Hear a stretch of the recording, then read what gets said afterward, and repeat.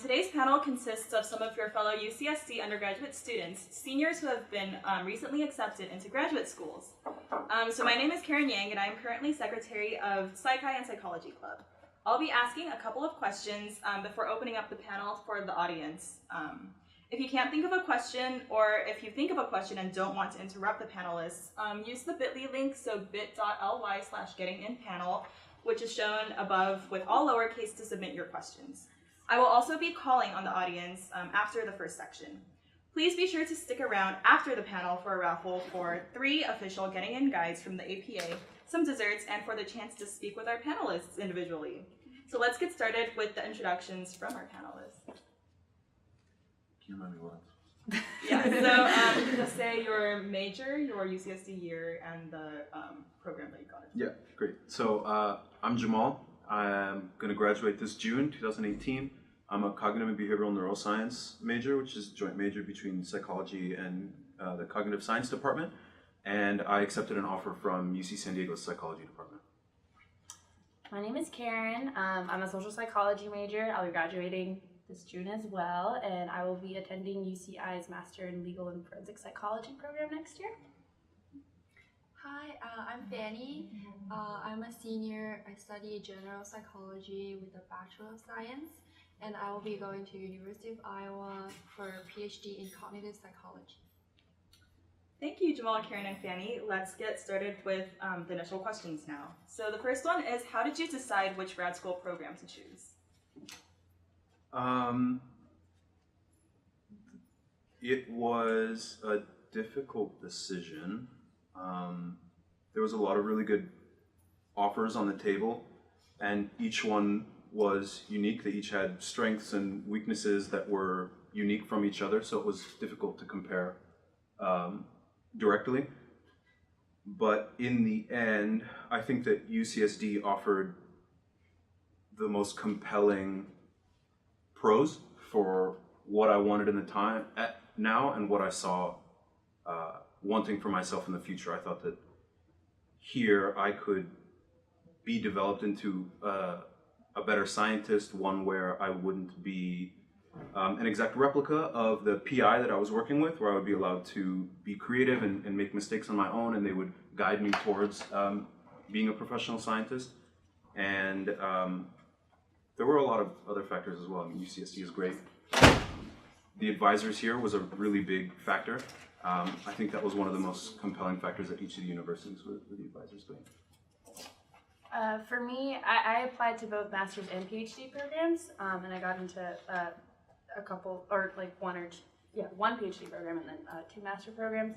And my debate really was whether or not I wanted to do PhD or master's. I mean, the time commitment is very different, and just the routes are different.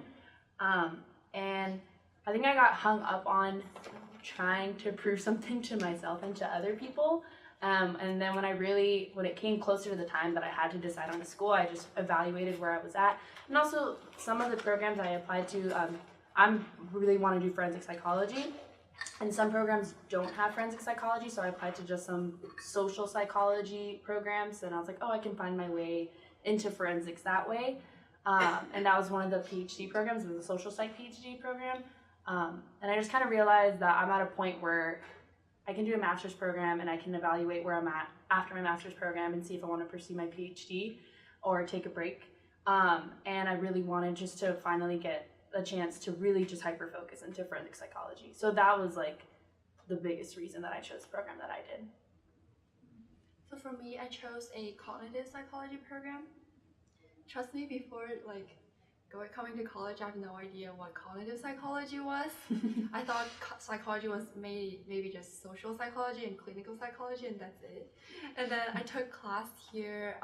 It was Psych 105 with Dr. Tim Brady. He's actually my advisor right now. Also, I'm working in his lab, and so is Jamal.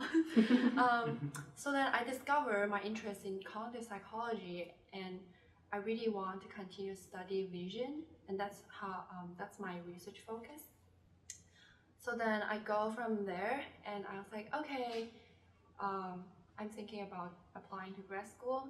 And at the time, I went to a conference. It's called Psychonomics. It's the biggest cognitive psychology conference. It's been established for about 60 years.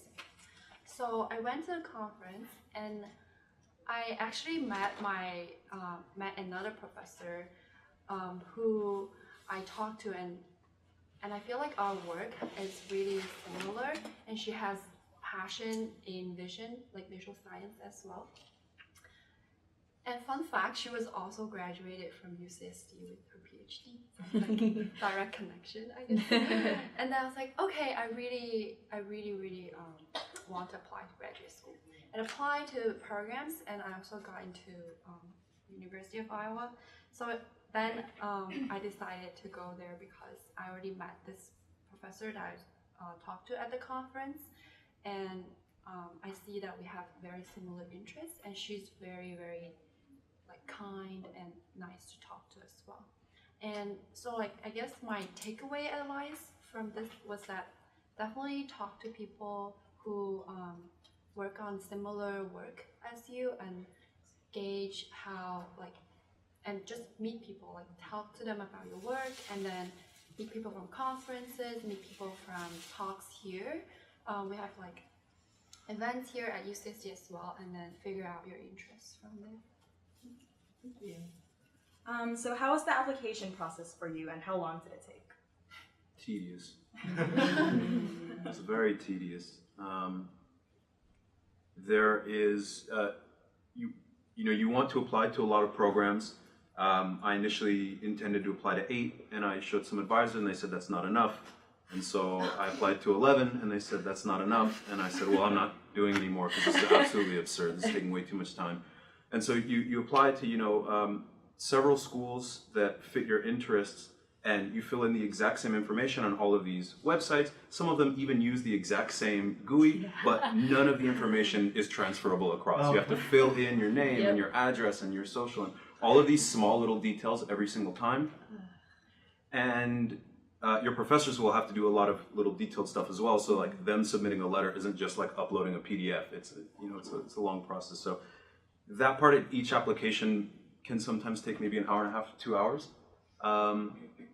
The bulk of the work is really your personal statement.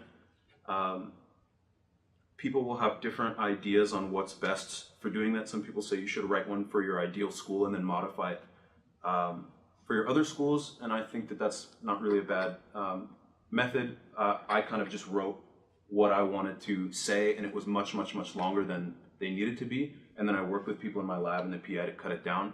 And a lot of work, most of the work was into that. The rest of the application is just filling in factual information about things that you've done.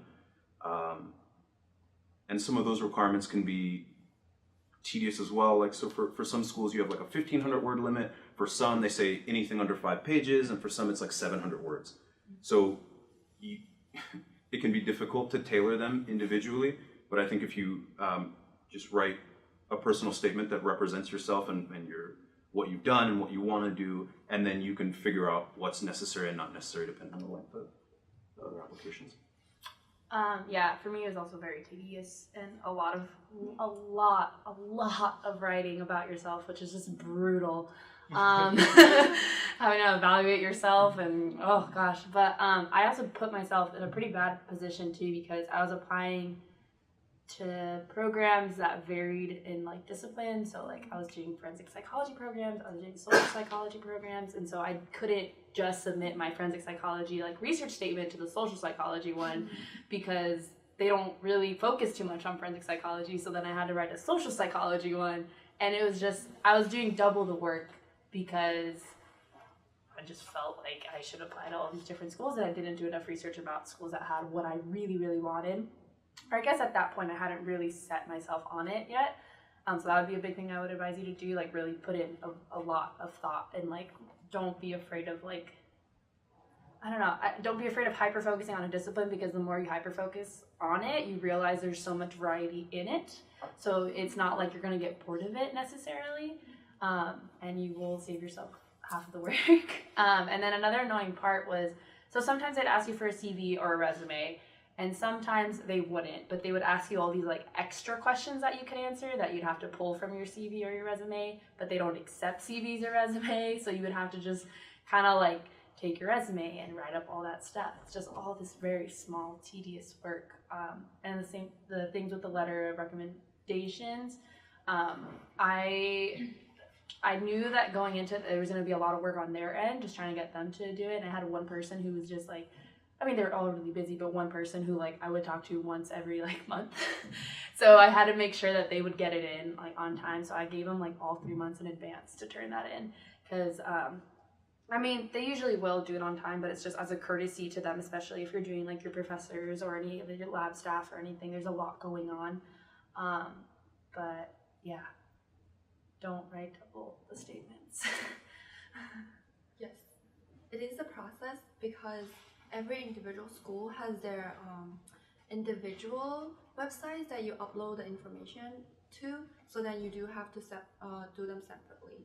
So I guess it boils down to the application process eventually can be divided into 4 chunks. So the first chunk is your part, so like filling out the information, filling out your address and all your personal info.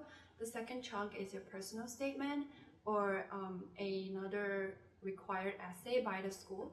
The third chunk is, I would say, your GRE, because you do need to take the test in order to apply for the program, but mostly the GRE subject test is not required for a lot of programs. Yeah. And then the fourth chunk is the last chunk that's done by professors or your co-workers, so that's the recommendations. And I recommend actually starting asking your recommendation first. So give them, if you're thinking to apply in the fall to start your program in next year, like fall, because that's my program for PhD, you usually apply around the fall quarter. And then all the applications are mostly due the end of November. And then you will have interviews and around February, March, and then you'll hear back then. And then you would decide. So definitely the first thing I did was to ask the recommendation letters. So I asked my professors, I asked my PI who I work with, and then so that I let them know that I'm applying to graduate schools and they have the time to write the letter for me because I know they're very busy people. And meanwhile, you're asking for your recommendation letter, you can ask them, you can talk to them about yourselves, and then they can know you better, and also that help you write your personal statements, because the way that you describe yourself to your PI and the way you talk about yourself help you organize your thoughts and help you get an idea of what's good to include in your personal statement, and they will tell you like what are some crucial experiences to include, such as like research experience or poster presentations, stuff like that. So that's the recommendation letter and personal statement. For GRE, I personally took it on Halloween. That was fun for me, but like yes, that was definitely last minute. I recommend studying maybe in the summer and then take it sooner than later, because then you can give yourself a cushion if you need to take it again. Mm-hmm. But I didn't take it again, I just took it once. So I was like, okay, glad that it went well. And then, so that's done. Also, when you're bored, just go online, research programs, and starting putting a bookmark folder for yourself, so then you can organize all the school information and also the application websites. And then when you're bored, like, okay, I have 15 minutes before class, I'll just fill in this information, and then I will just save and exit. So then I would use small time for small tasks, but I would dedicate a good hour to like write my personal essay and talk to my PI. And I think that's how I did it. But definitely, at the end, it all comes out to start early. And you are all here for this panel, so that's great. And I think we'll talk more about like finding your schools as well. So, but I just wanted to say, like what Fanny said about the dates can be really important. So the grand majority of PhD programs have one date, it's November 30th or December 1st, but some programs don't. So if you do, after you're done researching and you decide that like, yeah, I should apply to this program, just make sure that you know the date, because those are arbitrarily set by the programs themselves and they don't have to follow that Yes. That December 1st, November 30th date. So a couple of the schools on my list did not follow that. Yeah. And it's like, there's no rhyme or reason. And you want to make sure, especially with some of the state schools, they do like, not only are you filling out like an application on the portal, but then they have like a supplemental portal that you have to also make an account for and also create an application for. And there was one school that I did not know that, and like it went back and I couldn't find it on their website, and so I couldn't apply to that school because I missed the deadline, which is kind of a bummer. So just make sure that like you're like covering every single track, and if you're unsure ever if there's something else you need to do, just contact the grad admissions person. That's what they're there for. So. And they're always super nice. Yeah. Oh yeah. Every And person I dealt with was they super reply nice. so quickly too. Yeah, they're amazing all across the board. I think Fanny touched upon this earlier, but how did you build a relationship with faculty for a letter of recommendation? So I was a transfer student, and I knew that I was interested in research, and so I knew that it was important to get involved right away. So I applied for a summer program, and I worked with some people in a field that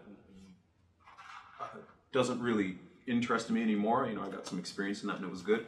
But I made sure that when I had questions, that I would ask the PI or I would ask the research assistants there. And so I started a relationship that was built on the simplest thing is just any sort of interaction. Sometimes it was like a really simple question, and then it would build from there into like perhaps like something small like a research program, or really small things like how are you, and you know you start socializing with them, and then they will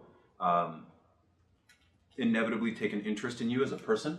And I think that once you have like a social relationship, even if it's small, that those are the people, those are the PIs, those are the professors that you really want from, because they're going to be invested in the letters. They're going to submit those on time. They're going to be invested to make sure that it's thorough and that it positively reflects what you would bring to a PhD program. So after the first program, I volunteered in another lab, and I made sure that when I would read a paper with the grad student, I would try and go over it with the PI, or like I would ask them both questions in email.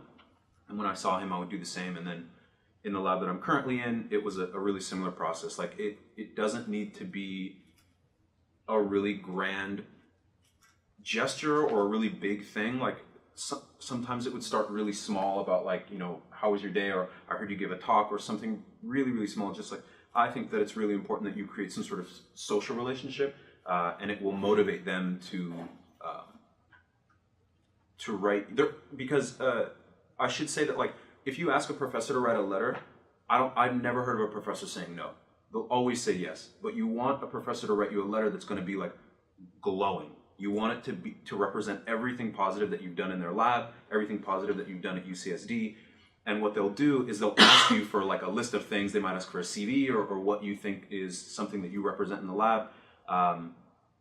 And you want to make sure that when you give it to them, that they read that and they take that in, and then they turn that into a really well-written statement that accurately represents you. Because it was my impression that was the most important part of my application, that the professors spoke really highly of me, and the professors that invited me for interviews thought really highly of the people that wrote my letters. For me, so one of my letters of recommendation was somebody outside of the psychology department. I did a program called Transfer Your Experience course, and I was a discussion leader for them for 2 quarters. And so something that the Career Center told me a lot about was like all schools of all disciplines have a huge focus on leadership skills. They just want to see that you have them. In jobs, in schools, it's super important. So I thought it'd be really cool if I got it from the person that was in charge of this whole program. And so I reached out to her. I've been working with her for like 2 quarters. So I was pretty, and she's also like the head of the writing department at Muir, luckily. And so I asked her if she would do it, and she was super stoked about it. And she took me out for dinner and like got to know me better. So I got really lucky in the sense that she kind of took more of an active role in it, which was really awesome. And then one of my other letters of recommendation was from a professor. Never been in his lab. He doesn't have a lab at UCSD. He works at SDSU. He teaches a criminology class here. His name's Paul Kaplan. He's really cool. You should take criminology if you have it. And so basically, my first quarter here, because I'm also a transfer, I came here last year, I took his criminology class. I was super, super interested in everything that he was saying and everything that we were reading, and I just went into his office hours, like week 2, and then after that week, I just kind of kept going just because I didn't even have questions about the material. I just wanted to talk to somebody about it, and he was like the best person to talk to about it. He was in the middle of writing a paper about Making a Murderer, that show on Netflix. He was writing a paper about that, and then he let me read his paper and like let me give him feedback as if I knew anything. But it was cool. Like we kind of had built this relationship, just me coming to his office hours, and other people would come by too, and it became kind of like this group.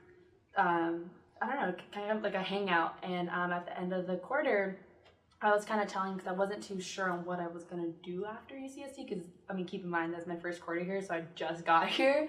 I was kind of talking to him and asking him about his route and how he ended up here. And he had a very different experience. I feel like I always had this interpretation that people who, get their PhDs, like, know what they're doing from, like, day one, and then they know their route and they're gonna do it. And he was like, well, I went to UCSD for a literature degree, and then I lived in San Francisco and toured the band for 2 years, and then somehow I got in some nonprofit having to do with the death penalty, and then that was his in. And then he did work for them for like 2 years, and then he got into the PhD program at UCI for criminology, and then he got a job at SDPD and ended up teaching a class at UCSD. And the whole time, he's like, I had no idea what I was doing. And so it was very reassuring to me, because I just assumed, like, grad students are the most put together people out there and all this stuff. And I'm like, oh, they're just as lost as I am, like, we're all just kind of faking it in a way. So he was very reassuring, and he set up, actually, because I was telling him how interested I was in this class, and he set up a meeting with somebody who works at Grad admissions for UCI. And so I made an appointment with them, and I drove down to UCI, and I just talked to them about the program. They gave me a tour of the school. I got to meet some of the grad students there, which was super cool. I would highly recommend, I'm probably going off on a tangent now, but I would highly recommend whenever any of these programs that you're applying to, if you can find a way to reach out to the grad students already in that program, it's a great way to get an actual representation of what that program's going to look like, which is what kind of had my heart set on UCI. It's just a lot of the grad students there spoke so highly of it, and they felt like they really got everything that they wanted out of it, so it pushed me further there. And so I actually kind of lost contact with that professor for a little while. And then when I was applying this year, I kind of just sent him an email and told him I'd take him out for coffee. And I just caught up with what he was doing at his lab at SDSU, and then I kind of just wiggled in the whole, well, I'm applying to UCI. Would you write a letter of recommendation for me? And he was super, super excited and super, like, I don't want to say honored because I'm nobody, but, like, he was, like, humbled that I asked him, and, like, so it was really cool. Like you said, it seems so daunting, and then I realized that I just built a relationship with someone of accreditation just by being social with them, which is it's much easier. Yes, definitely. As you can probably tell now, that all of us have personal connections with the people that we're working with in grad school, and that's how grad school is going to be like. It's not that, like, it's different from undergrad, because for undergrad you're applying to the university, you're applying to the department, but for graduate school you're more likely to apply to the advisors, or so Jamal already worked in our current lab, and then you have the connection with the UCI, and you had that experience. And I also met my professor at the conference, so definitely reach out to people, and just keep in mind, just be like, okay, I have nothing to lose, I'm just going to have a nice day and talk to people and see how, like, just talk to them, and then if it works out, you never know, like, who you're gonna meet, honestly. So that's that. And then for recommendation letters specifically, the professors who wrote my recommendation letters were my PIs, and also my honors director. So I'm in the department's honors program. So that's a program if you are a second year entering your third year. I highly recommend that program, because I think this program eventually was opening so many doors for me to do research and just have such great connections with all the psychology professors that like I just cannot imagine. Like it's amazing. But if you're graduating or if you're third years, I would say think about the professors that you already have connections with. So I guess the professors who you personally work with, those are great recommendation letters because they know you personally, and the ones that you take classes with, you can still ask them to write you a recommendation letter. Before that, you can always just send them an email and ask them if they can meet up with you, so then they know a little more about you from that meeting, and then they can, the more personal they know you, the better, because at the end of the day, you really want a letter that describes not just your grades, because that already shows on your transcripts and your scores, but you want a letter that describes your personal abilities that can help you succeed in grad schools, and those letters help you with that. And also, this should be first, but I just thought about this. It's that it's the best that you can ask the professors who already in the field. So like my professor, they are already in cognitive psychology. My honors director was in developmental psychology, but this is better because if they're already in the field, they know other professors at the other school. So then when you apply, for example, like another school, the professors look at the names and they're like, oh yeah, I just saw her at conference last year. And then they know they are friends, so they know how much it means that she's making this statement that this student is very like hardworking and stuff like that, and that means a lot more to them than a stranger. And so ask your professors first, reach out to relevant subjects, relevant programs, and then ask for the ones who you have personal relationships with. And also there's a program called Dine with Professors or Coffee with Professors, those are sponsored from your colleges, so you can ask them for a voucher and you can take your professor to date, like coffee date or lunch date, and then it's free. They already pay, your tuition already pays for it. So that's another way to talk to them too. Yeah, and if it seems really daunting right now, because maybe you're like, I don't have a relationship with any of my professors, which is like where I was at when I was applying for my graduate programs, you can start like this week at office hours. It may seem really daunting, but I found like if you go in and ask them about the research, they'll love to talk about the research. If you go in and ask them, how did you even get here? They will talk about how they got here. And like in those questions, you'll find other things to talk to them about. And if coffee with a prof or dine with a prof or going to their office hours by yourself seems daunting, take a friend. That's what I did. I did coffee with a prof and I was so scared. I was terrified. And so I asked one of my friends in my class.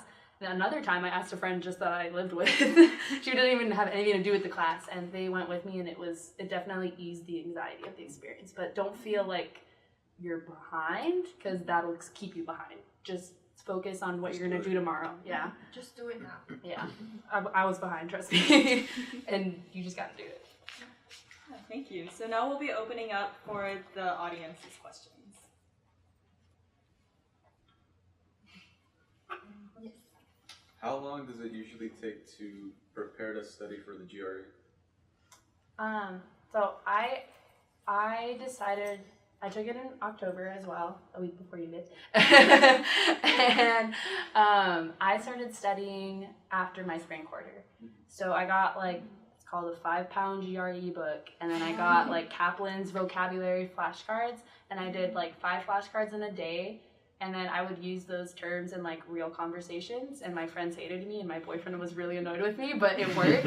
Like I would text him all these like bougie words, but like he learned too. So I found for the vocab stuff, that was the most daunting part for me with the GRE, was just like, I don't know any of these words.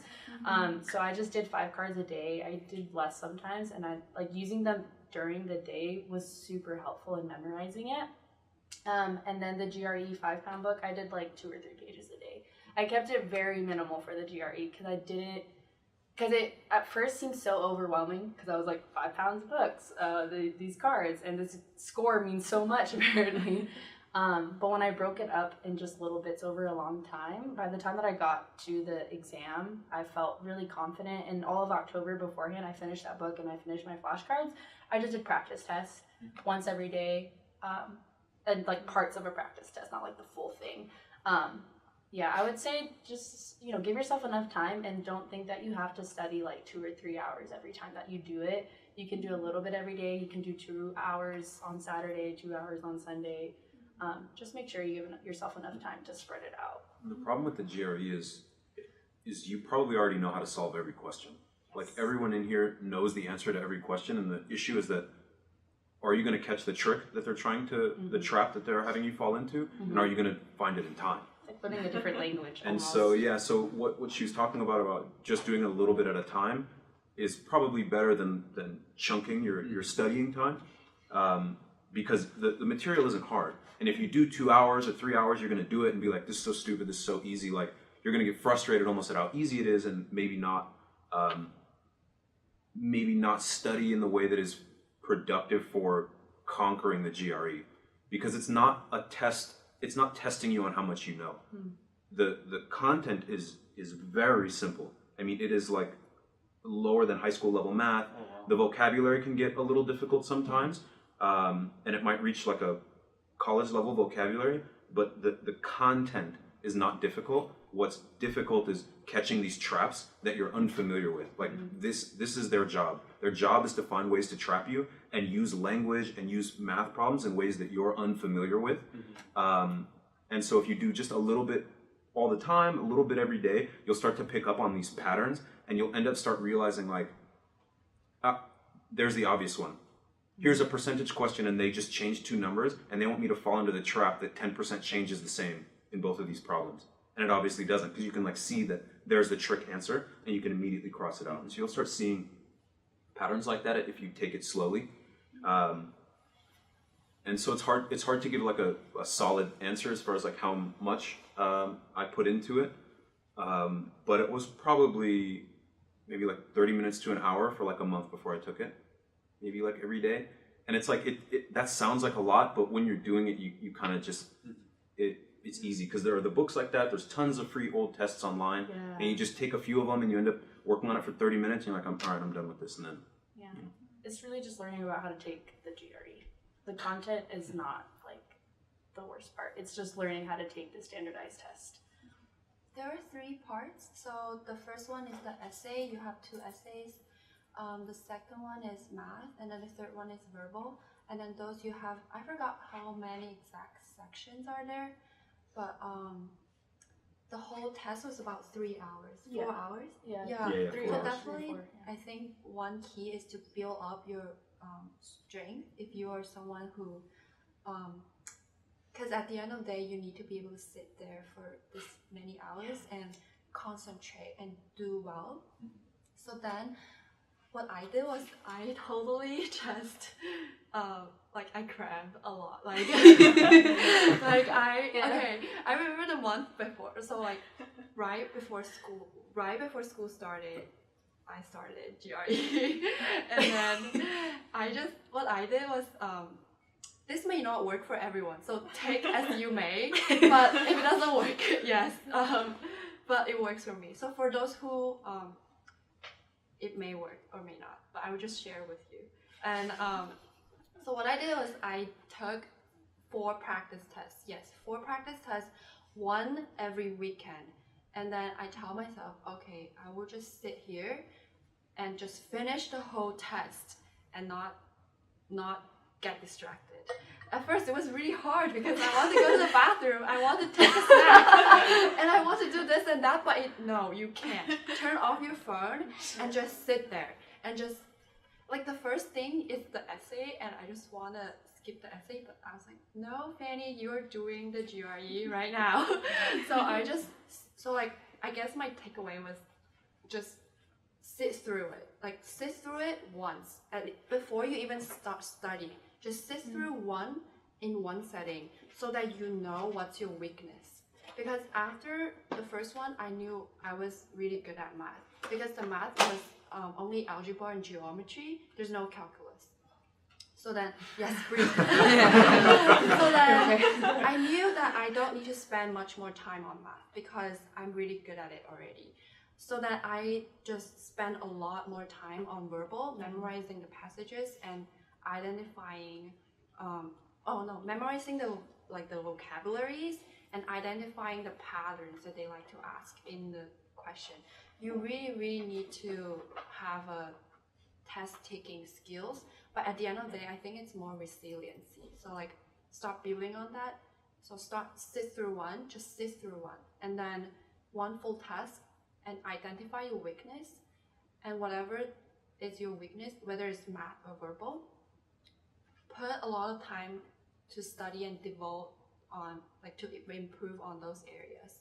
And then once a week, do a practice test, so then you can see whether you're improving or not. Actually, the practice test, the score was really close to the actual score that I got the last week of practice test. Mine was like 1 point off. Yes, so it's really... exactly, They're like exactly like the test is going to be.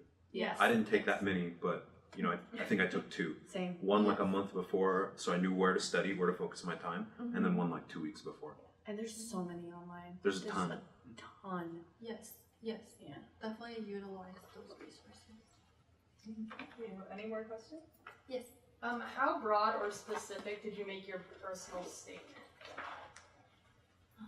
What do you mean? Or Well, just like maybe just like advice on writing a personal statement. Like, how did you do it? How did you narrow down what you wanted to write about? that can be difficult. It can be easier writing about. It was easier for me to write about distant experiences because some of the things that I didn't do well had kind of gone away, and I was able to remember it by what was I able to achieve during that program or during that time period. Your personal statement is kind of a paradox because they want you to be very personal, but they say that they want you to be very personal, but really what the professors want to know is what you've done. They want to see how well you write and how well you write on what you have done. A lot of times professors are skimming it as well and looking for keywords, and they won't put as much time into reading it as you put into, you know, reading anything else. So they're very, very busy. So your research, my personal statement started with a what I wanted to do. It was just right into it, what I hope to get out of a PhD program. And then there was 2 or 3 sentences about really broad goals that I had, and then that was it. And then the rest was factual accounts of experiences that I've had that make me qualified for the program I'm applying to. And that can be tough, as she was saying earlier, like writing about yourself in that way, because the only times that you should, in a personal statement, talk about yourself negatively is if that turned around and turned into like 4 times the positive. You don't want to be putting yourself down. It's not a place to be humble or to be diminishing your accomplishments. You really just need to very, very quickly be broad and talk about your goals, and then immediately go through some sort of chronological order about what you've done and why you are qualified and why that program is good for you. It is incredibly important that you're concise, because professors have very little time, and they will probably get dozens, if not hundreds, of these applications that they need to sift through. So the more, I don't want to scare you, because you do this over months. I mean, I did it over months, and you start cutting things out that are fluff or that are unnecessary or don't support the sentence, and eventually what you end up with is each sentence has enough information that if they were to only skim that, it could serve a purpose, and it could mean something. And I would certainly recommend for anyone that is in a lab, ask for personal statements of people that are in your lab. They've obviously gotten into grad school in the field that you're interested in or potentially interested in. And what I did when I did that is I looked at them and made outlines of what they were doing. Oh, they had a sentence about their broad stuff, like right in the beginning. Everybody's last paragraph has the PI's name bolded and what they would study with that person here. And in the middle, they go in a chronological order. And so like I tried to pick out patterns that people did, and yeah, like we're answering the questions and it sounds like a lot of work, but it's really small when you piece it together and you just do a little bit every day and you just read one person's 1,000-word essay. You do that in 30 minutes and just kind of write a sentence. What was this paragraph about, or what did it accomplish? And once you've written something, I would recommend giving it to people in your lab or to your PI if you feel comfortable. I waited to give it to my PI until I was on like a third or fourth draft. Because I knew that they didn't have a lot of time and I didn't want them to read a draft where I wasn't going to get the most from them. So I first gave it to like grad students and stuff, and then after 3 or 4 times of saying, okay, yeah, take this out, add this, you need to reword this, and et cetera, and then you'll end up with something that you give to your PIs, and they will tell you something that they want to read. And there was a point when it was like 3 sentences out of a 6-sentence paragraph where they were like, you don't need that, just take it out. So I think that we can give you some advice as well, like I just gave you now, and I think it's really important to talk to your lab, because what Fanny said earlier, your personal statements and your letters, these professors know the other professors. They've seen them at conferences, they've read their papers, so they know what these people are going to want to read. They know what is important for someone coming into their lab, whether it's programming skills or mathematical skills, or if you're in developmental, like working with kids. There are different skills that each lab wants and each PI wants and each developmental area wants, and it's important that you talk to your lab and talk to the people in the hierarchy in your labs. Yes. So content-wise, it's not really long. It's about 1.5 page, I think, right? Yeah. And then, so what you want is a big summarize of why you're interested in the first paragraph. The second, third, fourth is like your relevant experience.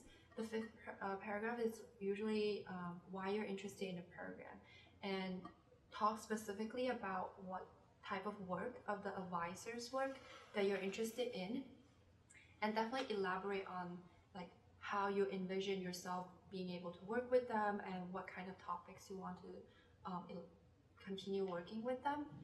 And then that's content.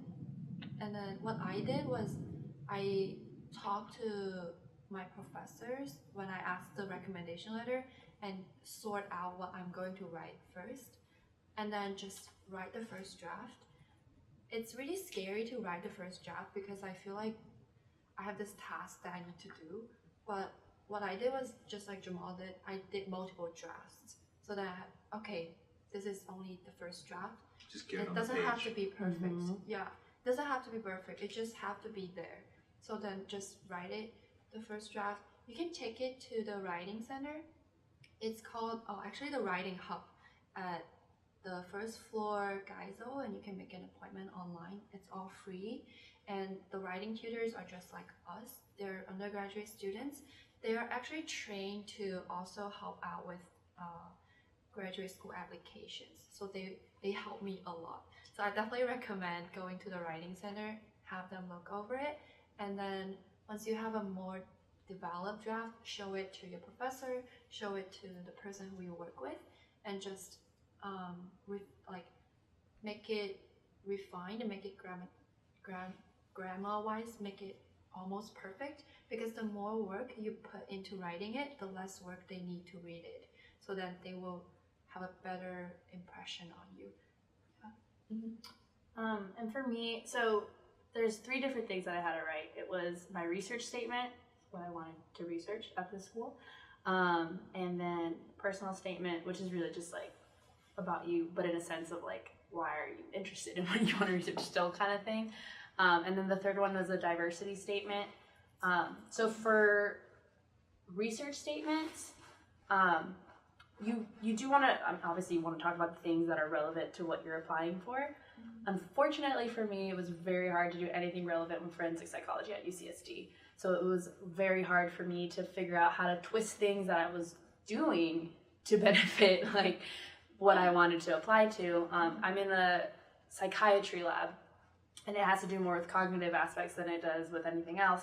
So I was like, all right, cognitive aspects, I can turn that, like attention and memory, that's important in forensic psychology. And so I really had to figure out ways that I could talk about how I would marry the 2 things, like what I'm doing at my internship right now and what I could bring to UCI's forensic program.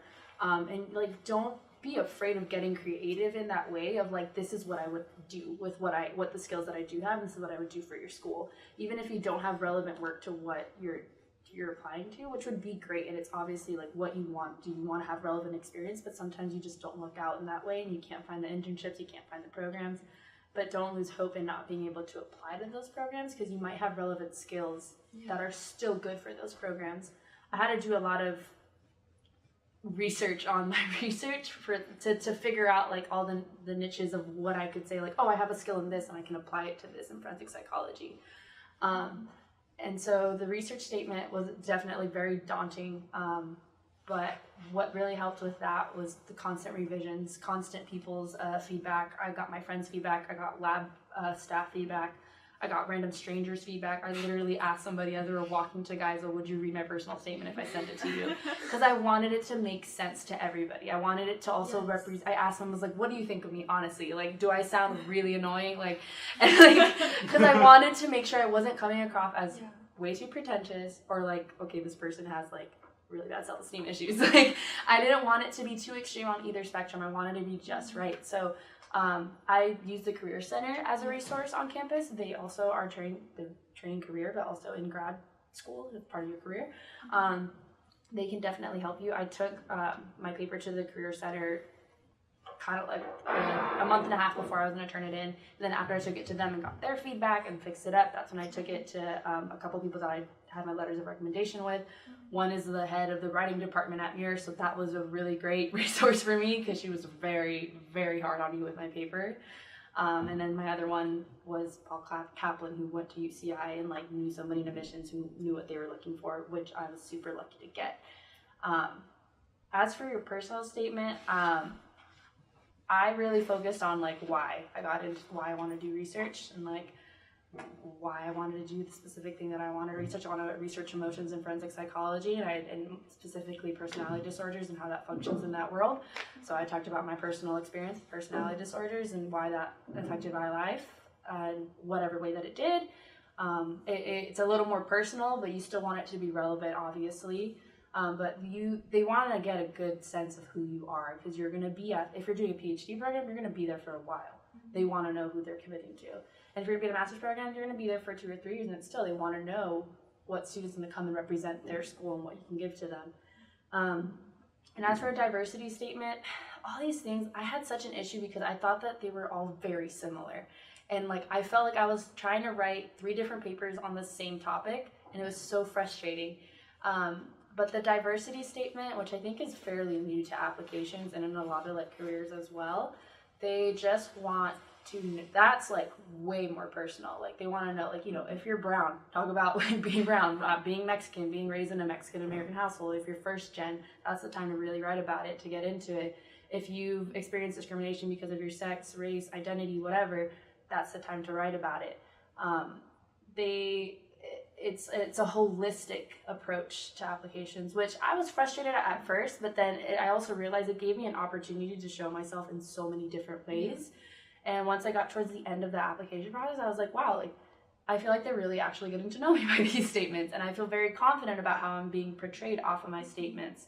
Like I think we both, or someone said it might seem very daunting, and it can be, and it really it can take up a lot of your time.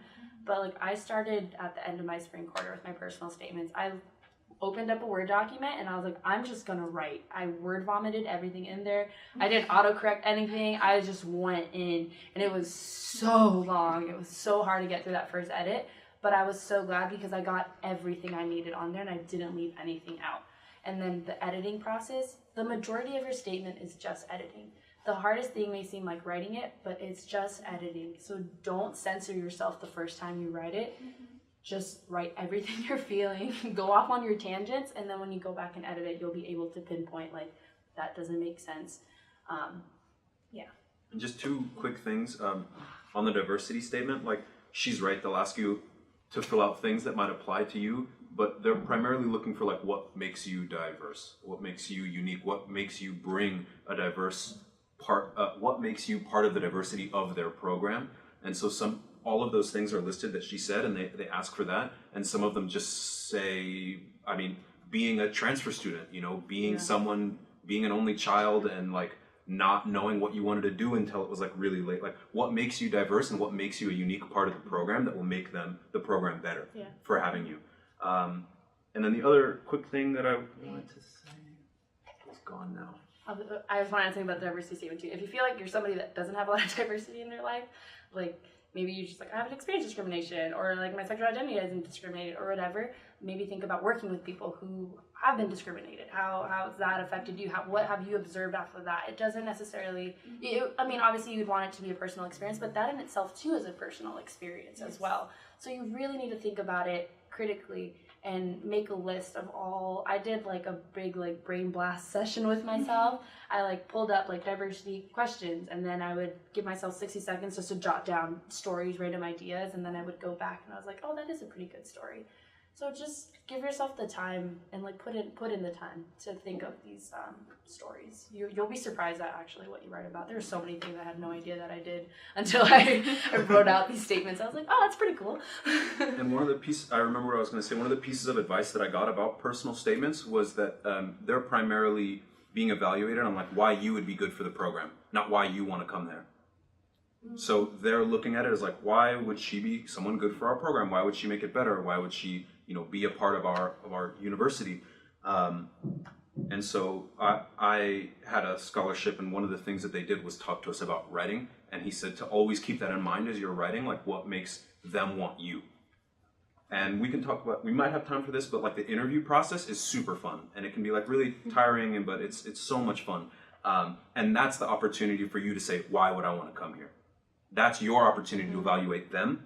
But the personal statement, your application, is them saying like, why should we pick you?